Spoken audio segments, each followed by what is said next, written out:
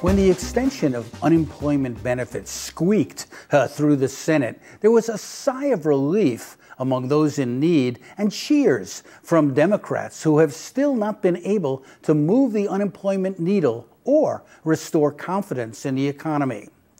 Putting money in the hands of wannabe consumers will create some bounce, but it doesn't deal with the deep structural and systemic problems that worry economists and governments worldwide. What they see are 800 insolvent banks, industry shrinking, state and local governments on the verge of bankruptcy, and escalating debt. They see China rising and the West shrinking. What do you see?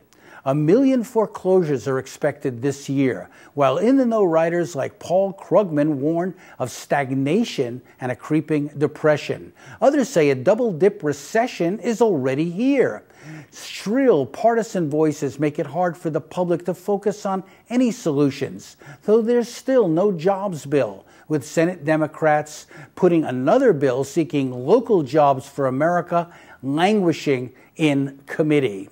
Not good. So far, only a few brave voices are calling for major cutbacks in defense or inflated intelligence spending, as the wars we cannot win continue to drain us like those knives that leave 1,000 cuts. The fear merchants are doing their thing too, with more alarmism about the release of the alleged Lockerbie bomber, who most who have studied the case believe was falsely convicted in the first place. And then there's the hysteria about building a mosque near Ground Zero. The implication, Osama bin Laden is leaving his cave and moving in next door. Scary, please. Meanwhile, the unfinished business of financial reform dwarfs what's been passed. It looks like slippery Timmy Geithner and company want to block Elizabeth Warren from running the new Consumer Protection Bureau that she led the fight for. Bank lobbyists are in overdrive, finding ways to get around the law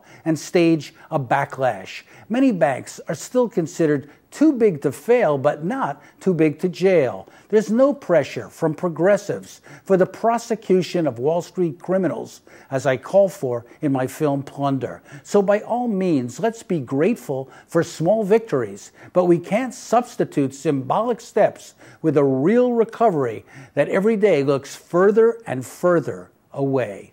I'm Schechter, your news dissector for GRITtv.